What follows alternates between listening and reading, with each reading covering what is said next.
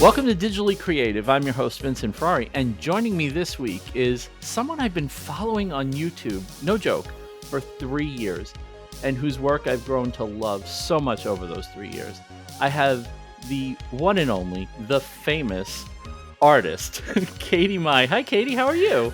I'm good. Hello. I'm so glad to be finally on the podcast after so many years. I finally got over my podcast nerves. So So yeah, I think that's exactly where we should start. So I asked Katie. I'm pretty sure it was about 2 years ago that I asked you to be on the original on yes. Because We Make. And you were like, "Oh, that's so nice. Thanks for asking. I'm not really sure about being on a podcast though." And I was like, "Oh, no, really? Like, okay, well, one day you come back to me when you're ready and we'll come up with something." And then we just kind of let it sit. And then when we were going to have you on Because We Make, and then of course that ended. And a couple of weeks ago, I was just like, "Hey, why don't you want to come on the new show?" And you're like, "Yeah." And I'm like, "All right, yes, okay. So welcome aboard." Yeah. Glad I'm here. Yeah, I definitely before, I think it was just something about just talking for an hour straight, hmm had me really nervous. But I think as I started getting used to talking to a camera more, um, I finally built up the courage. So Well, happy to that be here. that's a good place. That's a good place to start actually, because your YouTube videos, I've noticed you're on camera more. It's not just time lapse of you sketching, painting, drawing, cutting stickers on your Cricut, all the stuff that that you're kind of known for doing. I've noticed you're kind of on camera more. You're more, talking to the camera. You're kind of telling stories a little more. You definitely are more relaxed. You've gone through quite an evolution in the time I've been watching your videos. So what do you think brought that on, or was it just you getting more comfortable being on camera, getting more comfortable doing YouTube? What do you think the impetus for that is?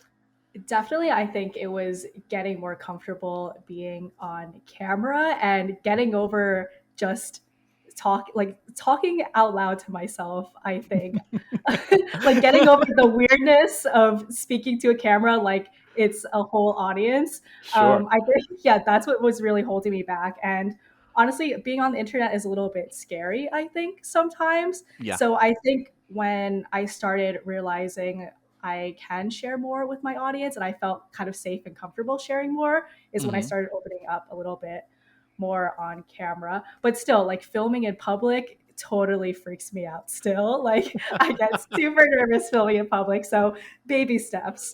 I did a YouTube vlog. I did it for about a year and a half every day. And initially filming in public to me was terrifying. Like, just the idea of holding a camera, you just feel like such an idiot, right? And Right. it's such a weird thing to feel that way because so many people do it. Like, you see all day, wherever you are, somebody's got their camera in full selfie mode, just talking to a camera. So it's not even that weird, but you still feel kind of weird. And then something snaps in your head one day and it stops being weird. And it's like, I could do this. All right, let's go. Yeah, Where are we exactly. going? Yeah, especially with the growth of Instagram Reels and hmm TikToks, everybody is filming what they're doing all the Yep. time. So Uh, it's totally okay. I mean, have you? I rarely ever go to a restaurant now where I see food come out where the first thing someone does isn't take a whiff; it's take a picture.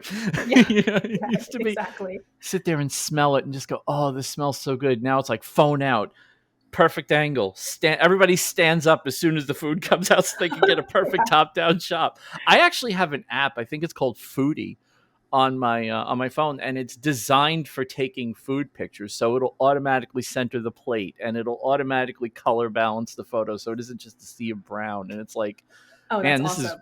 this must be something if somebody's making an app for it.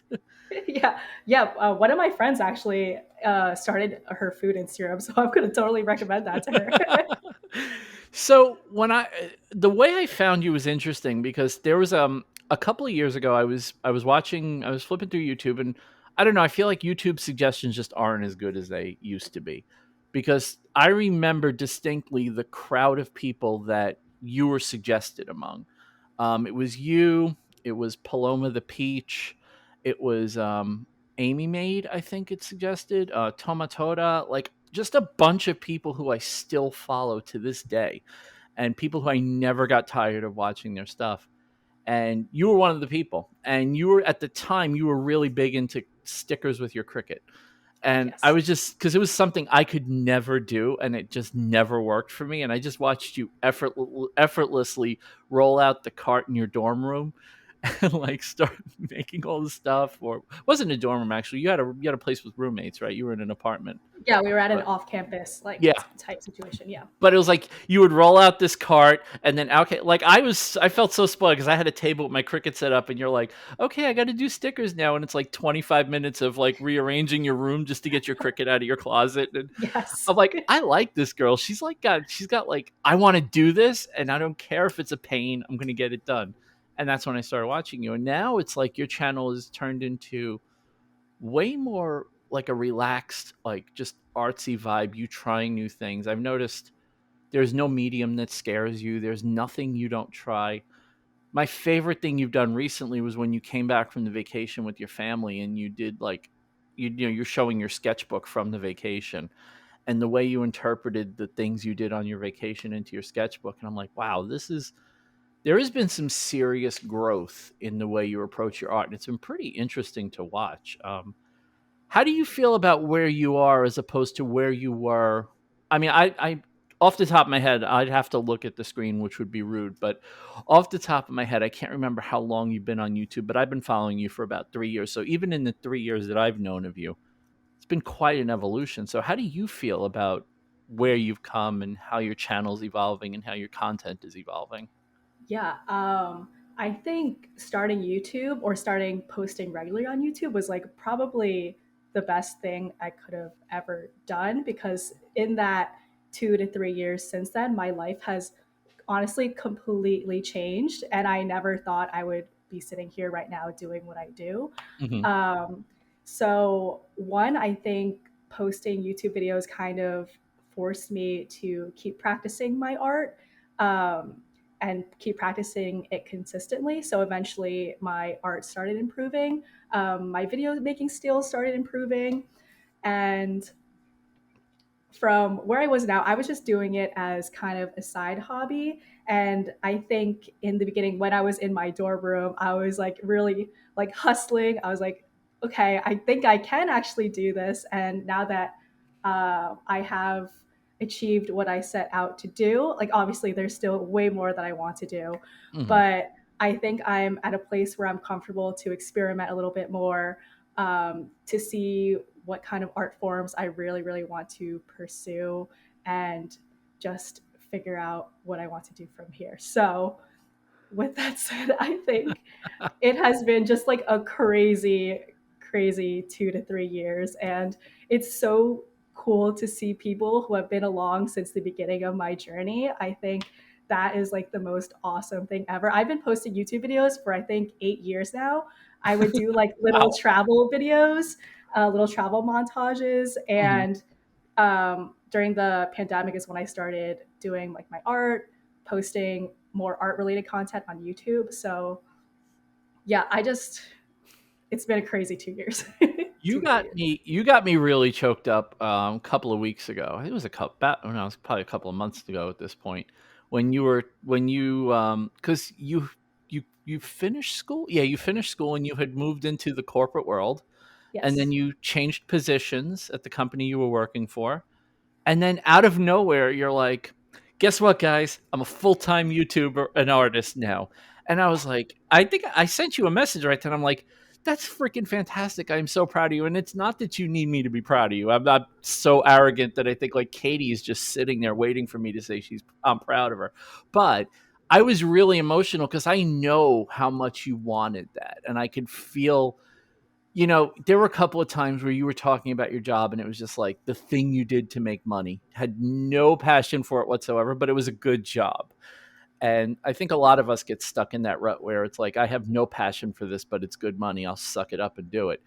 And you just took a leap and it's like, yeah, I'm going to do this full time now. Like, first of all, how much thought did you give that before you did it? And did anything prompt it? And how do you feel since doing it? Are you scared or you're still Yeah. hopeful? Like all the feels. Let's hear them. Sure. I feel like I haven't had a chance to talk about this deeply on my channel yet, so I I'm giving know. you like the inside scoop to my Oh, thoughts. you can just clip this. I'll shut up. Yeah. So let's see, where to even start? I'll start from where when I was at that company. So I started there as an intern Mhm, when I was in college, and then from that kind of grew to me getting hired full time after college. And I was working obviously in insurance marketing, and yes, I did not have much passion for it. I like the as people you I work with. said. Yeah, don't want to like everyone was awesome, Mhm, but it just I like knew it wasn't for me. And ever since I was an intern there, I was just like, okay, like this is fine for now, but I knew it wasn't what I wanted to do long term. I would be like, okay, in 4 months, once I save X or once I finish this X project to put on my resume, I will quit and I'll go to another job or try to pursue art more. I was kind of thinking like I would move to a different company. I didn't think that I would do YouTube or art. And so that went on for, I think, 2 years. So up until last month, I mhm, would always give myself an excuse to stay longer. And I was just like super miserable. I would wake up and I just wouldn't want to go to mm, work. And it just like wasn't at at that time. I knew that if I didn't quit right then and there, that I would have made another excuse and I would have ended up staying a lot longer. And at that time, YouTube and art was growing at like a very accelerated pace. And I really, really could not keep up with both of them at the same time. And for like the sake of my mental health, I was like, I need to choose one or the other. There's obviously something, one of the options is what I am more passionate about. And like, it's just like my whole being is being called to that one thing. So I literally, this is the story of how I quit. okay. Um, Crazy. So I was in Denver with my friends, and then I had a red eye flight back home to Philadelphia. Mhm, And that whole time, I was kind of like, should I do it? Should I not? And I didn't sleep at all during the red eye flight. I was getting back on Monday morning. I didn't take off of work. And I was just like, okay, during my one on one meeting with my boss, I'm just going to tell her, like, I'm going to wow. get, I'm just going to tell her, give my 2 weeks notice, and I'm just going to do it. So it kind of was like a spur of the moment decision. But honestly, like, I don't regret doing that at all. I think the timing was perfect. And yeah, it was just kind of wild. That that's a bold move. Like, it's funny because you didn't make it quickly. You had been thinking about it for a while, so it wasn't something that you arrived at spur of the moment and just did something spontaneous, but I think actually doing it, even when you think about it for a while, can actually feel really spontaneous and probably a bit reckless to an extent. Yeah, yeah, I remember like coming out of my meeting, and then I was like, "Wait, did I just dream that? Like, I'm running on zero sleep right now. Like, what did I just do?" Wow. That's great. I mean, the good part is, and don't, this isn't, the old graybeard saying this, but you're young, right? So if you're going to take a risk like this, now's the time to take the risk. It's not when you're my age and you go, I really can't right now. Like, it's there, you don't want it to pass you by. Like, your creativity is already excellent. Your art, your love of art, your passion for what you're doing is already there. Explore that for a while. Corporate America is not going anywhere. In fact, if anything, it's probably going to get easier to get a job in corporate America real soon. Um, but I was just so proud of you for just doing it too, because I know, based on, I know you were excited. Like, you took that business trip, and you were taking little stories from your hotel room going, important meeting today, guys. And I'm like, Yeah, she's hating every minute of this, but she's still liking doing the social media part of it, but you're hating it. And then, yeah, you're out. I'm so happy for you because now you get to do what you love. You get to basically work your thing on your time. I mean, that's got to feel amazing. yeah, yeah. It does feel amazing. Like sometimes I kind of get caught up in like, oh, I'm not getting that every 2 weeks there is like a set amount coming to me. Mhm. Like I don't have that security, which at first that's also one of the reasons why I was scared to quit. Sure. Um, but I think like I was able to save enough where I was like, okay, like I think I'll be fine for the time being, and then I could figure something else out because I'm like definitely like always like go go go, like drive myself, like pushing myself more and more. So Well, your hustle has kind of accelerated because your Patreon's growing. I notice you're doing more shop updates. I yes, notice you're pushing more product out there, showing more stuff off. You're working harder on designs. I mean, you're not just where you cut off your job, you didn't just continue from there. You're like, okay, got the time to start putting in the extra effort. How has it right. felt to not just be focusing on art part time, but to like not even to just be focusing on it at the level you were, but to be focusing on it on a whole like upgraded level. Like you're really because now it's not just a passion; it's also your income. So does it feel weird, or how's that feel for you? It does feel a little bit weird, and I honestly still am figuring it out. And I feel like you probably can relate to this too, where it's like, okay, I need to build myself a schedule, but I'm the one who's holding myself accountable to it. So, like, I could do no work one day and then just spend the next like 3 days, like 24/7, like Yeah. doing whatever I'm doing. So, it's so new to me still, where I haven't figured out my set schedule Okay. because I feel like I've just been coming, like projects have been coming along, and I've been like tackling those as they come, but I still need to figure out like a more longer term plan for myself. You're gonna hit those moments where you're like in the middle of the day and you're like, I could really start that now. Like I could start like even like setting up this recording because obviously I'm temporarily unemployed, I like to say. And but I'm still working. Like I'm working for myself now while Mhm.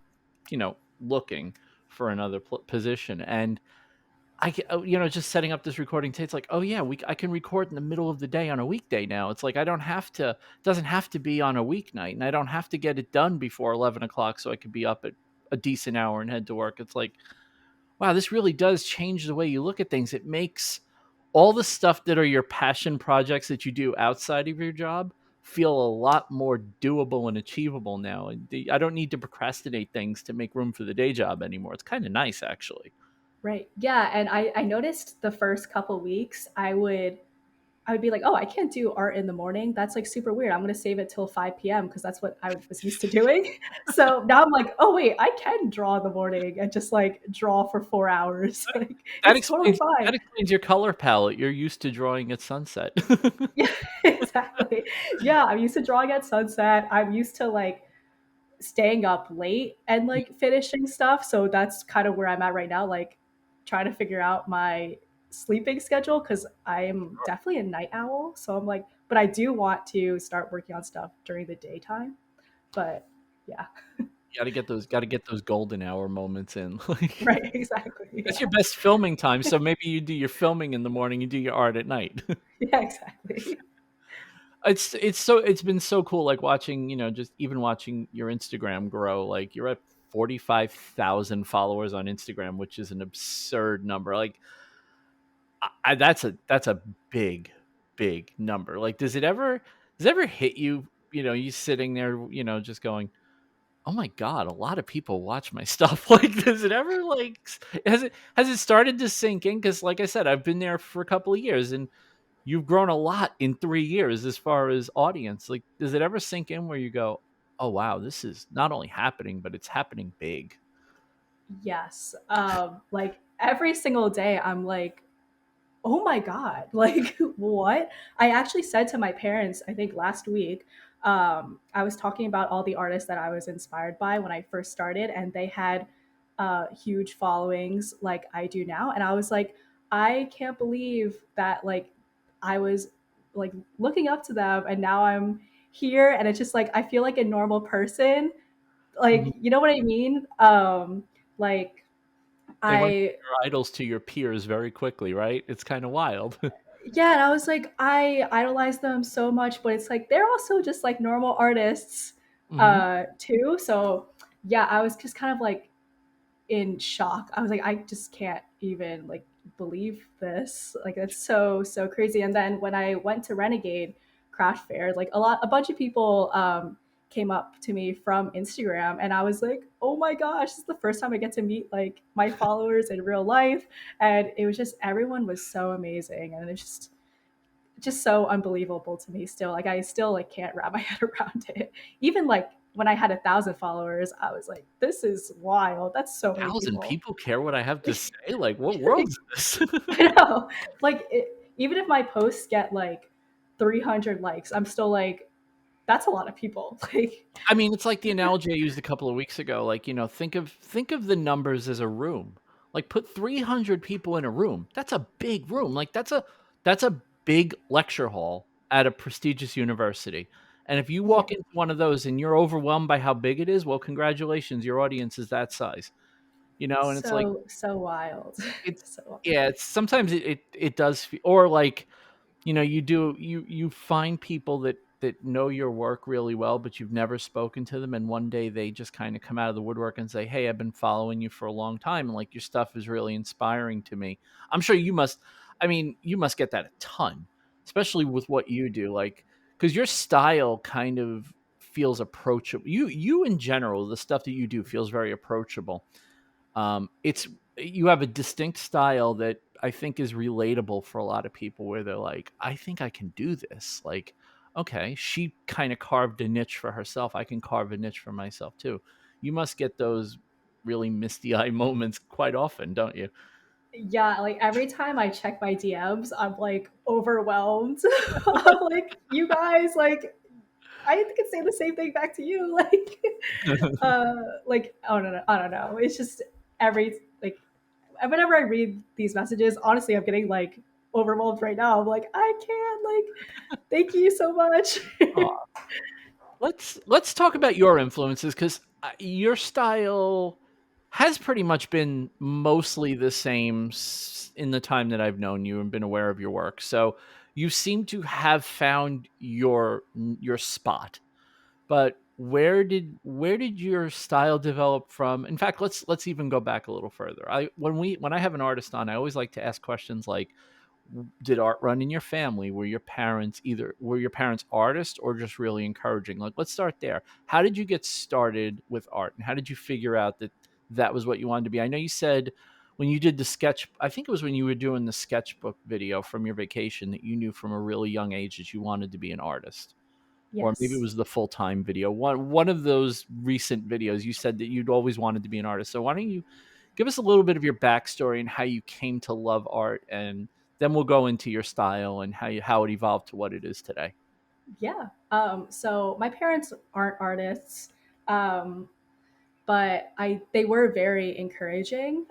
So they let me if I had an interest in something, they um, were there to support me. And I think it was like 3 years ago. I was going through some stuff in my grandparents' garage, and there was one of my old little notebooks from I think when I was like 5 years old, and it said in the journal entry like I would be delighted to be an artist when I grew up. Wow.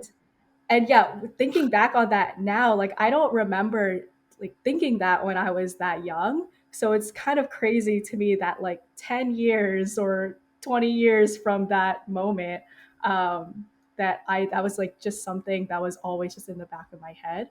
Um, Wow. That's crazy. yeah, because like when I was growing up, I didn't actively pursue art in this way. I would like sometimes like bring out my paints every once in a while and paint something, but then I wouldn't touch it again for like another year or so.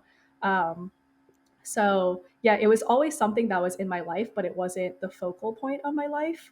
And like through high school, I would take like some art classes, but like nothing major. And then in college, I wanted to major in film actually. So I originally applied to schools as a film major, and then I was at Rutgers University in New Jersey, and I was going into film, and I was like, I don't think I'm gonna do anything with this. And so I was like, maybe I should be a little bit more practical. And so I ended up changing my major to psychology. And then 2 years into school, I was like, okay, I do kind of want to do art still. So thankfully, my school had a bachelor's of arts program, not they had a fine arts program, but they also had a bachelor of arts program. So I was able to take a couple art classes on the side and do a double major. Okay. And it wasn't as intensive as like a full on arts um, degree. So there in college, I got to kind of like satiate that like artist in me. And yeah, and then the last year of college is when everything else happened. That's when things started really blowing up for you. Yeah, yeah. So that's kind of my relationship with art and how it was like growing up. People who really inspired me to actually start posting are all like the big art YouTubers that you probably watch, like Paloma, Mhm. Leah Lexon, Furry Little Peach. Mhm. Really look up to them. And then I think my style kind of has like a storybook style. So artists like Rebecca Green, Julia Sarda is a really big inspiration to me.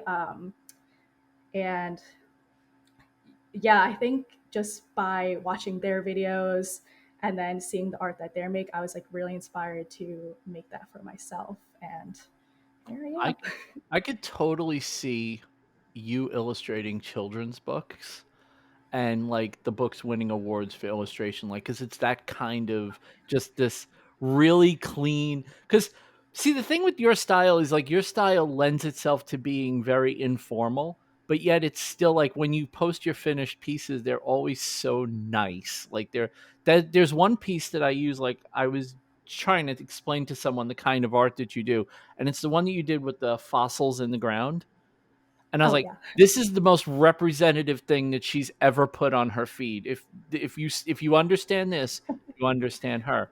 But it's like the last person I showed it to just said, "Oh wow, it's like a really funky children's book style." I was like, "Yes, that's the style. That's her vibe." And it's kind of cool that she picked up on it. But is do you have any, like, I know you want to do the art, but do you have any aspirations of doing something, well, this is gonna sound crappy, but you'll know what I mean. Do you have any aspirations of doing something really practical with your art, like illustrating a children's book or, like, stuff like that, or Yes, so I don't want to say anything like okay, right now okay, because she there doesn't do it. I do have something in the beginning stages. So Okay. I don't want to jinx it quite yet. But there is something potentially in development I love it. along those lines. But yeah, I'm gonna keep quiet on it for now. Yeah, no, that's great. That's wow, that's a nugget. Yeah, yeah, I'm like just giving you a little bit. That's fine, hey, I'll take whatever you wanna give. That's absolutely fantastic. Um, where who so your inspiration were, you named some of the people that were your inspiration. Where do you think, because you're not like photorealistic, you don't do portraits, you have kind of that, you have a very individualized style. How long did it take you to kind of fall into a groove where the vision, you understood what's, you kind of had an idea what something's going to look like in your style versus I'm going to draw this and see what I come up with? Like how long has it taken you to kind of hone that down to where you know what your stuff is going to look like when it's done now? Yeah. So I think that it didn't start like to click until honestly I was doing all those Peachtober drawings because before I wasn't really creating art consistently. Mhm. So it would be like I would go a month or 2 weeks without creating anything. And it's like, oh, what's going to happen this time? Like, I don't remember how to paint. Like, what the heck is going to be on the page? So I think after doing all of those every single day, I kind of figured out and was comfortable enough to trust myself Mhm. and not think too deeply about what's going to come on the page. So I would go in with an idea in mind. And that's kind of when it started to click. And I was like, wow, the idea in my head is translating onto the page. And somehow this painting is coming from it. Like honestly, I kind of black out a little bit, but it was then where I was finally like, Artist autopilot. yeah, I was like, it was then I was finally like, okay, like I think this is me, this is my style, and I'm really comfortable with the brush, and I really trust my hand and my mind to work together and create Mhm. this. It's kind of just like after doing it for so long, again, like autopilot, Sure.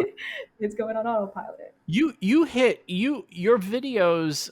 you've hit some peaks and valleys in your videos over the time that I've known you.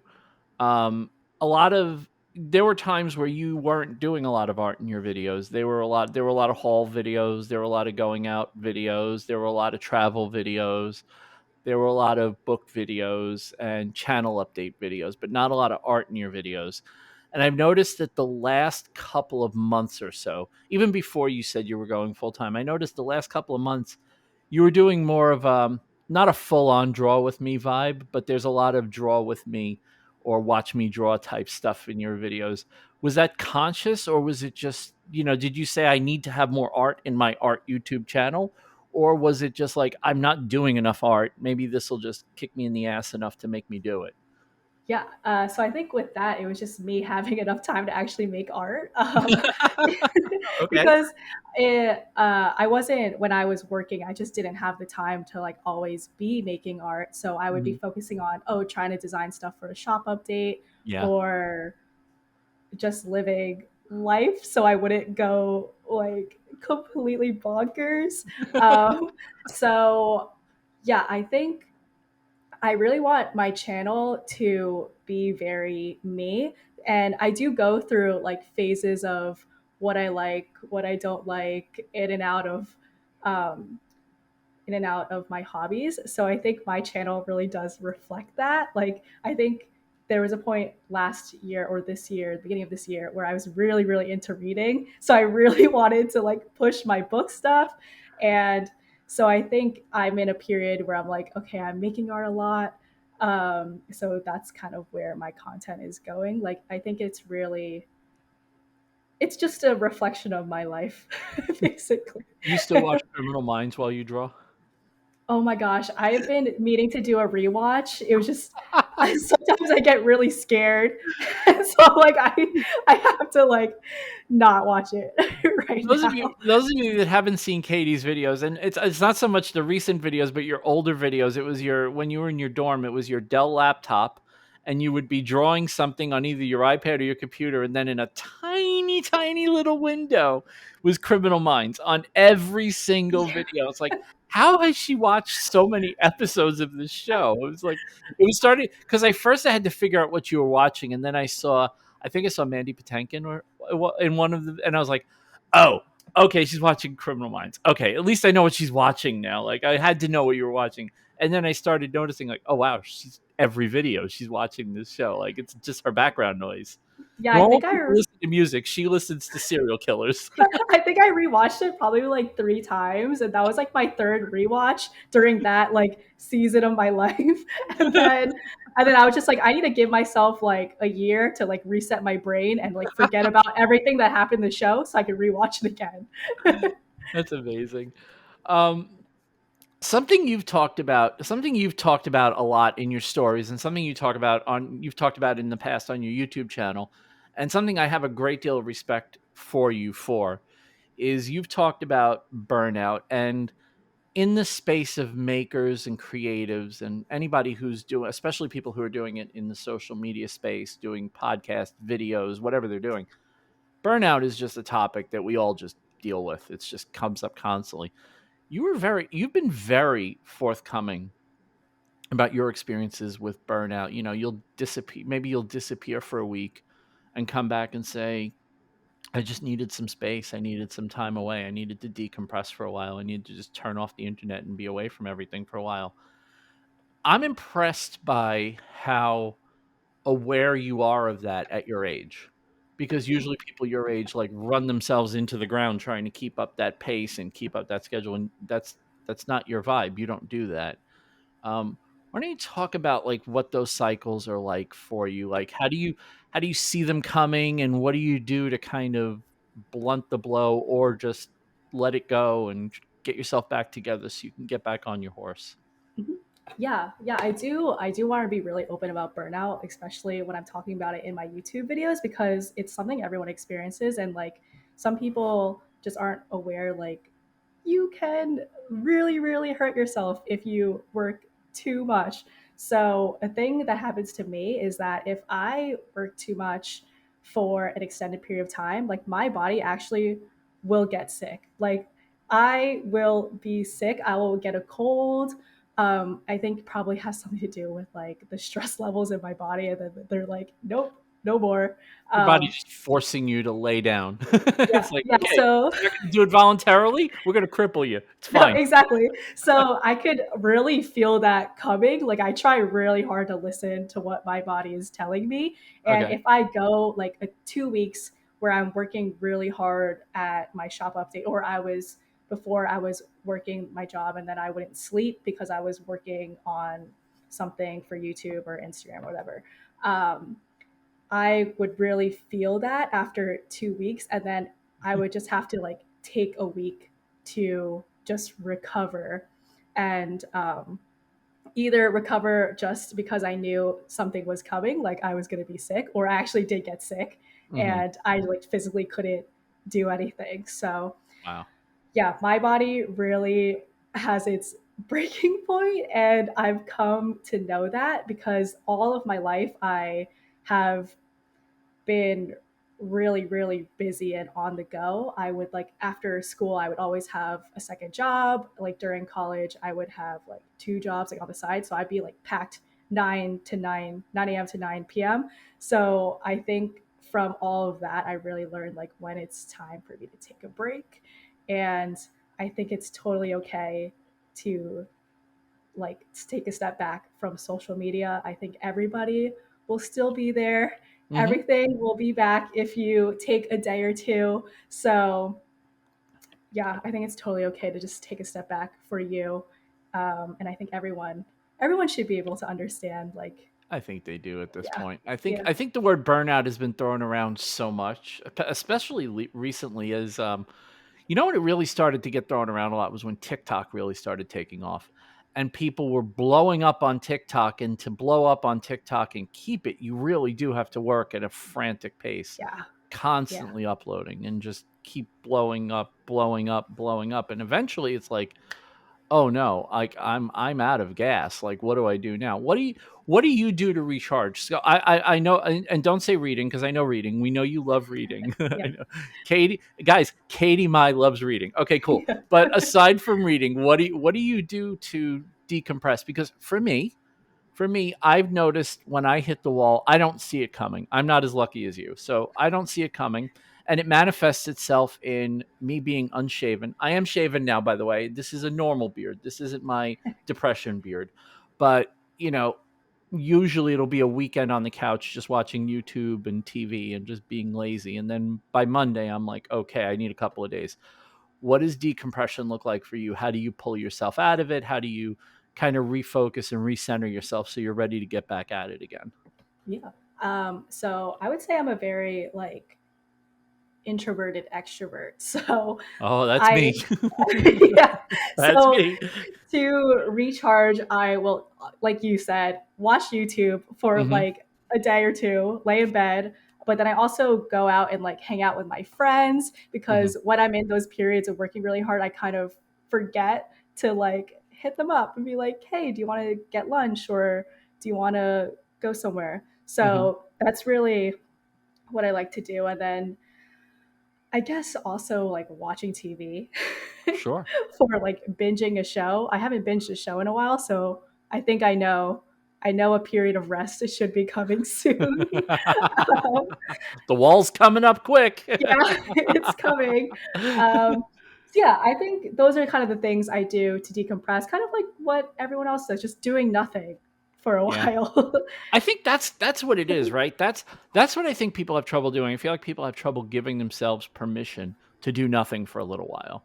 Like it, if especially if you're known for having like good hustle, and people are like, "Yeah, you go, you go, you go," and I'm like, "Yeah, I go, I go, I go," and then by the time I go to bed, I'm like, "Oh my god, I'm exhausted." You know, it's like it's hard to maintain the level, especially again, especially if you're maintaining it in the social media space because you know, you're curating an image of yourself as someone who's always go, go, go, go, go. And when you're tired, it's really, really hard to just go, yeah, I need a nap, guys. Like, I Yeah, need a nap. yeah, and I can't fake it either. If I'm like tired, I will like tell everyone that I'm tired.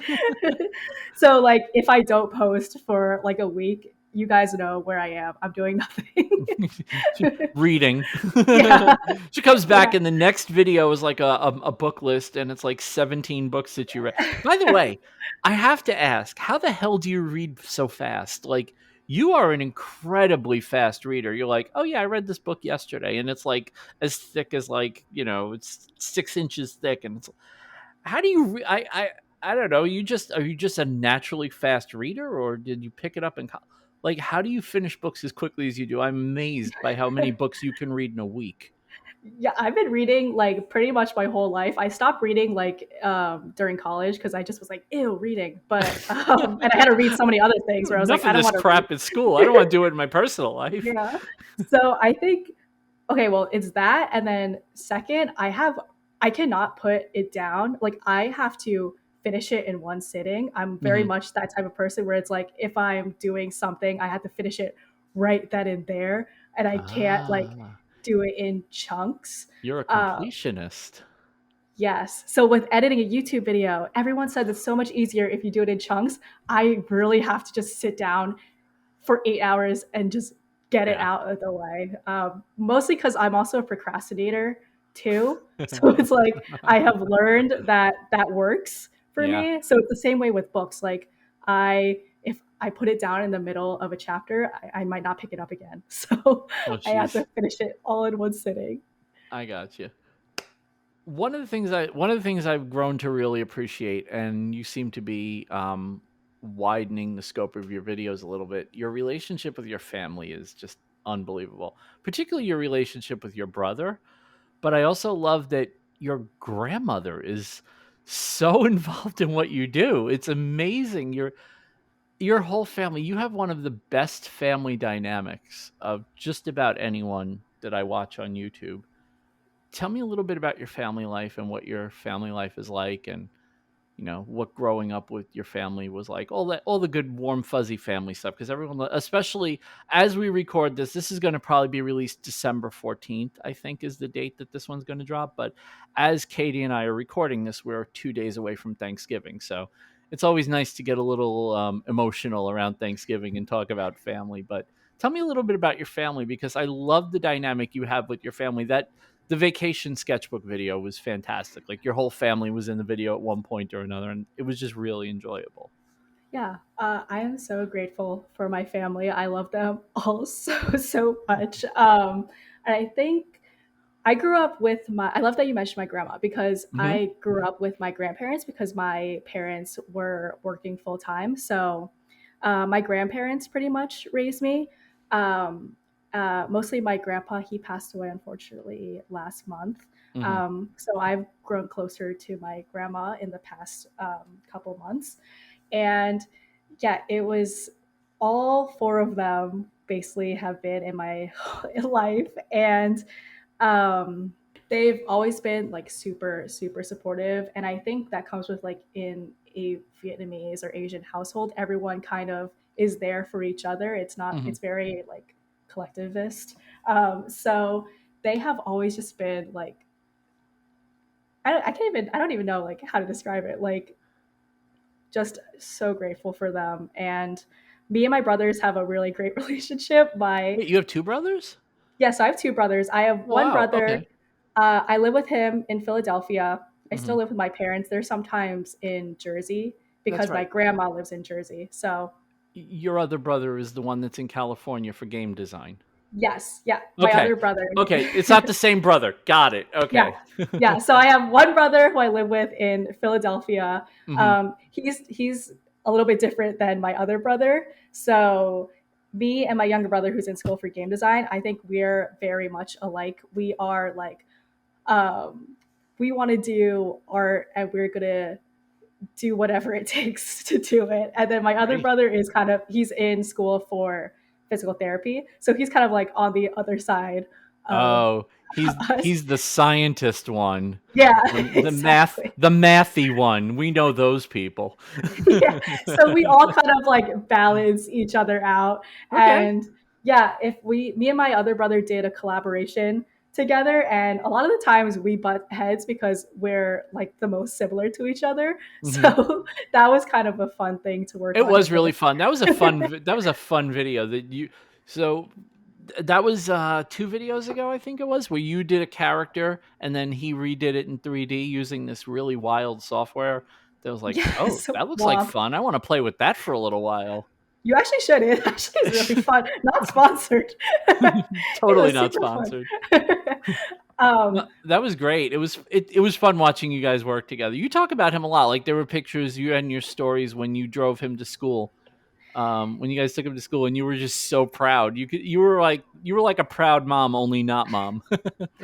yeah, because I think I knew when I was going to school, I was very confused on what I wanted to do, and I didn't think Mhm. art would be something that I could pursue. And not that my parents weren't supportive of me doing art, but I think they were just like kind of devil's advocate, like, what are you going to be able to do with that? Like, Right. why would you go to school for film? And I was like, well, nothing wrong with going to school for film, by the way, guys. But um, I think it was really cool to see him be able to do that. And Mhm. we were all like super surprised that he got in, and we were just like, you have to take this. Yeah. Go Like for it, man. yeah, Go you for it. got to do it. Even though if it's across the country, you got to do it. So, yeah, it was just nice like seeing him kind of live what I wanted to do, and he's Well, like doing it. so now you got me thinking because, with his story, I'm thinking like, what if Katie's life had gone like her brother's? Like, how would your life? What do you think? How do you think your life would be different if, instead of trying to find your way and then kind of figuring it out? I mean, realistically, and don't take offenses, you didn't even figure it out in school. You kind of figured it out at post school. Yeah. So, like, how different do you think? Because I've heard people, and I won't name names, but I have friends who have told me that art school beat the love of art out of them. So I'm just wondering, like, how do you think your life would have been different had you kind of been focused on art going in and pursued art through college, and then where you came out, you wouldn't obviously have been in the same industry. You definitely wouldn't have had the same job.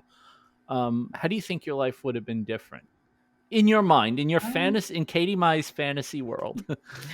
I think if I were, because I really was passionate about film at the time, so I think if Mhm. I did go to like any form of art school, it would have been film school. And it's kind of funny that I am doing YouTube videos now, so it Yeah. like kind of is related to it. But I think I don't even know what I wanted to do with that. I was like, I'm gonna be like a director. I'm gonna make really cool like cinematic shots. I think if I were to have taken that path, I would have loved to be like a cinematographer of some Okay. sort. But then I think I realized like kind of going back to now, like what I liked about film was that I could create something that doesn't exist in this world that we live in. And Mhm. illustration just let me take that another step further. Like Sure. I could create anything I want on a piece of paper, but something that I create through a camera has its limits. So I think, I don't know. I probably would still be doing some form of art.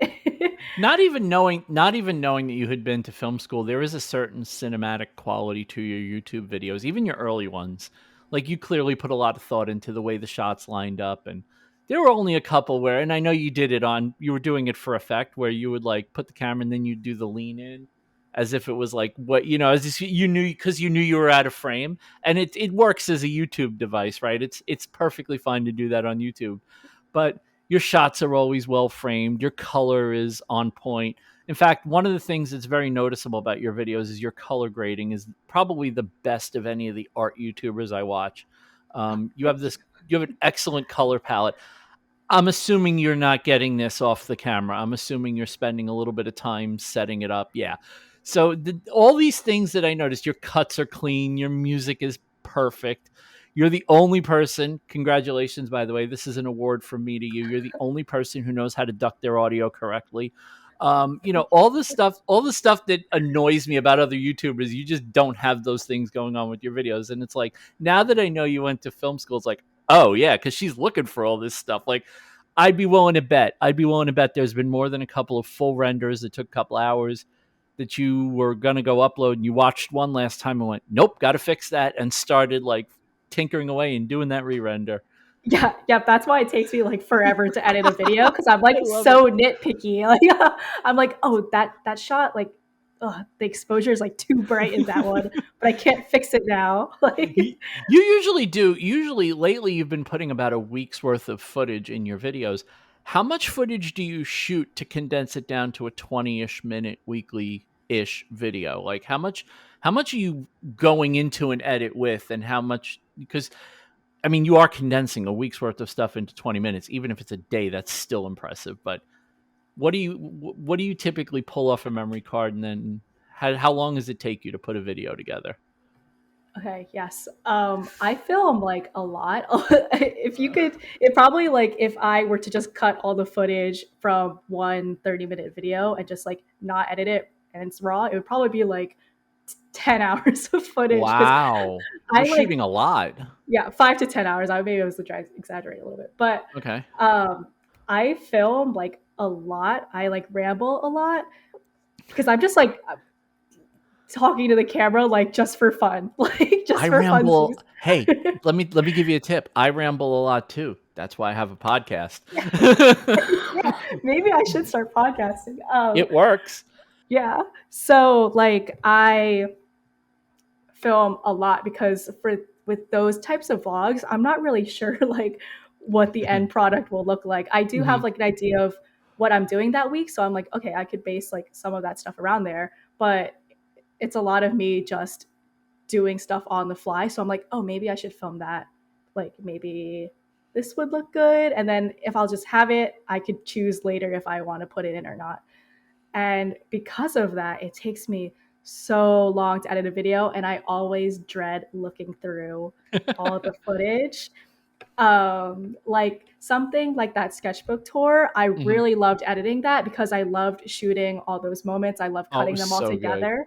Cutting Thank the you. pictures together with what you did. Like it was just, and what I love about your style isn't photorealistic, like full on capture the moment in complete rich detail. It's more like here's Katie's artistic interpretation of the moment. I can't tell you how much there have been two videos you've done in the last couple of months that I just really, really loved. One of them was a process video, and I think I actually told you this much. I was like, that's one of the best process videos I've ever seen, where you were talking about your process for, I think it was your process for doing TikToks and Reels, and Oh how you yeah, put yeah. the whole thing together, and how you film everything, edit everything, put it all together, post it, do your titles, one end to the other.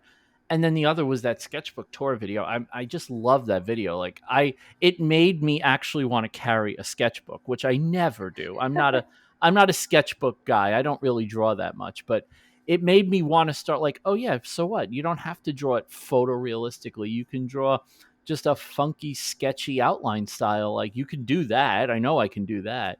Um, but those were just two just absolutely fantastic videos of yours. Thank you. And I think those two are some of the ones where like I actually thought about what I was going to film before going into it. So I'm like, maybe I should do that more.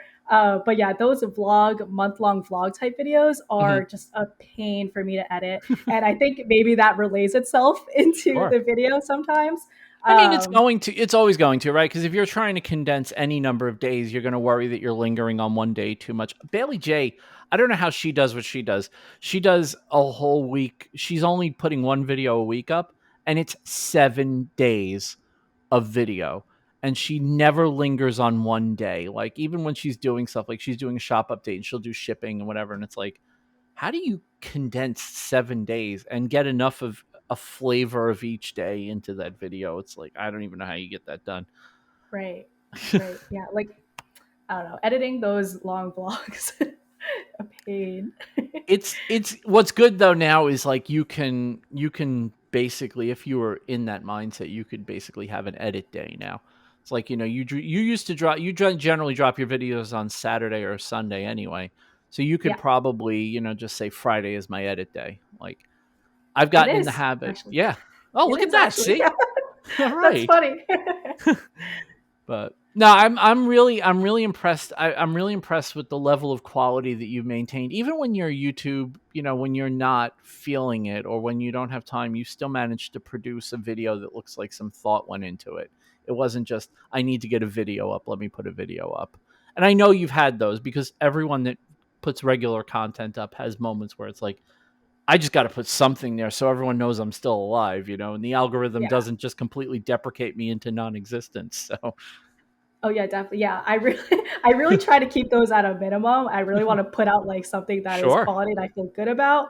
But yeah, I understand like Life. that happens. Or Life. there's like some sponsored video that like the deadline's approaching and you're like, oh shoot, I Yeah, got to here do we that go. one.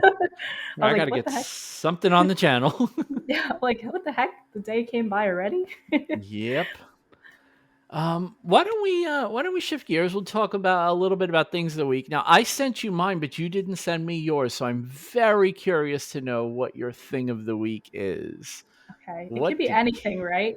it can be I was like, I'm choosing something, but it could be anything, right? literally any. Okay, so I have had over the past 3.5 years of doing this podcast everything from transcendental meditation to Utz cheese balls. So it's a wide range. Okay, okay. Okay, I do have my items, so I'm glad. Okay, Who's good, going good. first? You go, ladies first, guests first. Okay. So all yours. Okay. Mine is a lunchbox. The Bagu mushroom lunchbox. I just got it for my friend. I'm gonna get myself one too because Okay. as soon as I gifted it to her, I was like, I need that. Um, and it is just a lunchbox in general. I think it is something that has been missing from my life, Been and missing from my life. and I need to get out of my house more. So I think a lunchbox is a perfect way for me to like go to the ceramic studio like 2 days a week, work on some Ah, stuff, eat my lunch there, work on some more stuff, and then go home to have more structure in my life. And I think this lunchbox will help me with that. what's the brand? It's Oh, Bagu, B A BAG. G G U. They have like those really cool like Oh, okay, type okay. those like bags, reusable bags that have like the really fun, funky designs on them. Gotcha. Okay. Oh wow. Okay. Yeah, I'm looking at their stuff now. This is cool. Okay. But yeah, I got it for my friend, and I was like, I also need that. Cool. I'll definitely have to put that in the show notes. I have a feeling that there's a couple of people whose aesthetic would line up nicely with one of those bags.